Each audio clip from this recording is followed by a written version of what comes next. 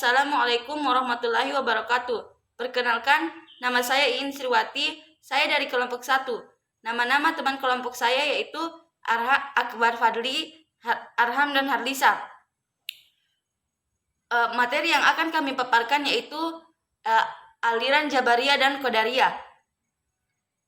Adapun pemateri yang pertama akan dibawakan oleh Saudara Akbar Fadli, dan pemateri kedua akan dibawakan oleh Saudari Harlisa, dan pemateri ketiga akan dibawakan oleh Arham, dan pemateri keempat akan dibawakan oleh saya sendiri. Untuk Saudara Akbar Fadli, kami persilahkan. A'udzubillahi minasyaitonirrajim. Bismillahirrahmanirrahim. Assalamualaikum warahmatullahi wabarakatuh. Alhamdulillah, pada kesempatan kali ini saya akan menjelaskan tentang pengertian dan latar belakang munculnya aliran Jabariyah. Jabariyah berasal dari kata jabarah yang artinya memaksa. Dan dalam kamus Munjid dijelaskan bahwa aliran Jabariyah berasal dari kata jabarah yang artinya memaksa dan mengharuskannya untuk melakukan sesuatu. Dan salah satu sifat Allah adalah Al-Jabbar yang artinya Allah Maha memaksa. Dan sedangkan secara istilah Jabariyah adalah menolak adanya perbuatan manusia dan menyandarkan semua perbuatan manusia itu kepada Allah. Dengan kata lain, manusia dalam setiap perbuatan yang ia kerjakan itu dilakukan karena terpaksa atas kehendak Allah.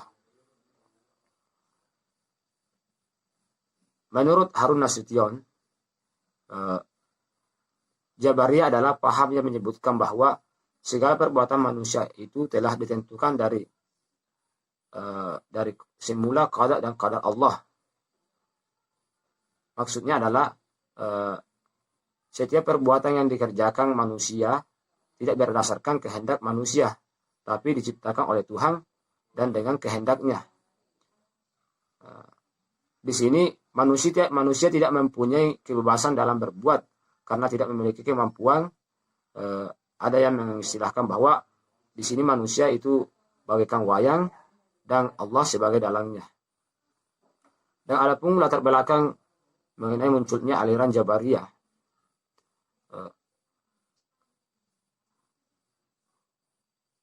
tidak ada penjelasan yang sahih mengenai latar belakang munculnya aliran Jabariyah ini. Tetapi menurut Abu Zahra, aliran Jabariyah ini muncul pada masa sahabat dan masa Bani Umayyah. Dan ada pula yang berpendapat bahwa paham ini muncul sebelum agama Islam datang ke masyarakat orang Arab. Dan paham Jabariyah ini dibawa oleh Jaham bin Safwan. Paham yang dibawa Jaham ini adalah lawang ekstrim dari paham yang dibawa oleh Ma'bad dan Ghailan. Manusia menurut Jaham tidak mempunyai kekuasaan untuk berbuat apa-apa. Manusia tidak mempunyai daya, tidak mempunyai kehendak sendiri, dan tidak mempunyai pilihan. Manusia dalam perbuatannya adalah dipaksa dengan tidak ada kekuasaan, kemauan dan pilihan baginya. Tidak ada kekuasaan, kemauan dan pilihan baginya. Menurut paham ekstrim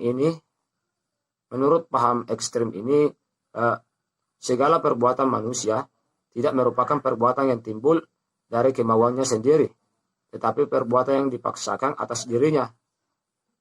Kalau seorang mencuri umpamanya, maka perbuatan mencuri itu bukanlah terjadi atas kehendaknya sendiri, tetapi timbul karena qada dan qadar Tuhan menghendaki yang demikian. Dengan kata kasarnya, ia mencuri bukanlah atas kehendaknya, tetapi Tuhanlah yang memaksanya untuk mencuri. Di sini manusia dalam paham ini merupakan dalang, merupakan wayang. Wayang baru bisa bergerak-gerak apabila ia digerakkan oleh dalang. Dan seperti itulah manusia. Manusia baru bisa bergerak, melakukan perbuatannya apabila dia digerakkan oleh Allah Subhanahu wa taala. Itu menurut paham Jabariyah. Dan adapun ayat-ayat yang membawa kepada paham Jabariyah adalah dalam Quran surah As-Saffat surah ke-37 ayat 96 yang berbunyi wallahu khalaqakum wa ma ta'malun, yang artinya Allah menciptakan kamu dan apa yang kamu perbuat. Dan juga dalam Quran surah Al-Insan surah ke-76 ayat 30 yang berbunyi wa ma tasya'una illa ayyasha Allah, yang artinya tidak kamu menghendaki kecuali Allah menghendaki. Mungkin itu saja yang bisa saya jelaskan. Assalamualaikum warahmatullahi wabarakatuh. Aliran Qadariyah. Aliran Qadariyah secara bahasa berasal dari bahasa Arab, yakni qadara, yang bermakna kemampuan atau kekuatan. Sedangkan secara istilah, aliran Qadariyah adalah suatu aliran yang dipercaya oleh manusia bahwa segala tindakan tidak diinversi oleh Allah Subhanahu wa taala. Aliran ini menekankan atas segala perbuatan manusia yang dilakukan atas kehendaknya sendiri. Dan aliran ini juga menegaskan bahwa segala perbuatan atau kehendak itu diciptakan oleh tiap-tiap manusia itu sendiri. Dan menurut Harun Nasution, ia mengatakan bahwa segala perbuatan manusia merupakan kemampuan untuk melakukan kehendaknya dan tidak terpaksa menunduk atas kehendak Allah Subhanahu wa taala. Kemudian menurut Ahmad Amin yang diambil dari kutipan Dr. Hadariansyah, ia mengatakan bahwa penganut paham Qadariyah ini merupakan manusia yang memiliki kekuatan atau kemampuan dalam melaksanakan atau dalam berbuat sesuatu.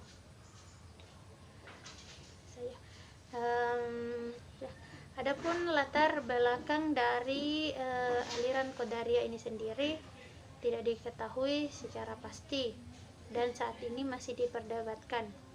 Akan tetapi menurut Ahmad Amin, sebagian pakar teologi mengatakan bahwa aliran Qadariyah ini dimunculkan oleh Ma'bah al-Jauhani dan Gilang ad-Damishki pada tahun sekitar 70 Hijriyah atau 689 Masehi. Ibnu Natabah menjelaskan dalam kitabnya bahwa Qadariyah ini pertama kali dimunculkan oleh orang Irak yang awalnya merupakan agama Kristen, kemudian masuk ke agama Islam dan setelahnya keluar lagi dan masuk kembali ke agama Kristen. Nama orang tersebut yakni Susan. Begitu pula pendapat dari Muhammad ibnu Shuaib. Sementara Gontmeri Watt, ia mengatakan bahwa ia menemukan dokumen lain tentang aliran Qadariyah dalam kitab Ar-Risalah dan ditulis untuk Abdul Malik dari Hasan al-Bisri pada tahun sekitar 700 Masehi. Ditinjau dari segi politik, aliran Qadariyah ini diciptakan dengan isyarat untuk menentang kekuasaan Bani Umayyah. Sehingga dengan adanya aliran Qadariyah ini dalam kekuasaan atau wilayahnya, maka aliran Qadariyah ini pun tertekan atau mendapat tekanan dari kekuasaan Bani Umayyah. Begitu pula pada zaman Abdul Malik bin Marwan, aliran Qadariyah ini dianggap lenyap namun sementara saja. Karena dengan berjalannya waktu, aliran Qadariyah ini pun berkembang kembali dan tertampung dalam aliran Mu'tazilah. Bismillahirrahmanirrahim. Ajaran-ajaran Jabariyah dan ajaran-ajaran Qadariyah. Adapun ajaran-ajaran Jabariyah dapat dibedakan berdasarkan menjadi dua kelompok, yaitu ekstrim dan moderat. Di antara pemuka Jabariyah ekstrim dan pendapat-pendapatnya adalah 1. Jam bin Sufyan. Pendapat Jam yang berkaitan dengan perbuatan teologi adalah A. Manusia tidak mampu untuk berbuat apa-apa. Ia tidak mempunyai daya, tidak mempunyai kehendak sendiri, dan tidak mempunyai pilihan. B. Surga dan neraka tidak kekal. Tidak ada yang kekal selain Allah Subhanahu wa Ta'ala. C. Iman adalah makrifat untuk membenarkan dalam hati. D. Kalam Tuhan adalah makhluk. Allah tidak mempunyai keserupaan dengan manusia seperti berbicara, mendengar, dan melihat. Dan Tuhan juga tidak dapat dilihat dengan indera mata di akhirat kelak. Aliran ini juga dikenal dengan nama Al-Jahmiyah atau Jabariyah Qalisa. Yang kedua, Ja'ad bin Dirham. Pendapat Ja'ad secara umum sama dengan pendapat Jam, yaitu A. Al-Quran adalah makhluk dan sesuatu yang baru tidak dapat disifatkan kepada Allah Subhanahu wa Ta'ala. B. Allah tidak mempunyai sifat yang serupa dengan makhluk seperti berbicara, melihat, dan mendengar. C. Manusia terpaksa oleh Allah Subhanahu wa Ta'ala dalam segala hal. Di antara pemuka Jabariyah ekstrim dan pendapat-pendapatnya adalah yang pertama, Husain bin Muhammad An-Najjar. Pendapat An-Najjar adalah Tuhan menciptakan segala perbuatan, tetapi manusia mengambil bagian atau peran dalam mewujudkan perbuatan-perbuatan itu. B. Tuhan tidak dapat dilihat di akhirat kelak. Akan tetapi An-Najjar mengatakan bahwa Tuhan dapat saja memindahkan potensi hati atau makrifat pada mata sehingga manusia dapat melihat Tuhan. Yang kedua, Ad-Dirar. Pendapatnya adalah bahwa manusia tidak hanya merupakan wayan yang digerakkan oleh dalam.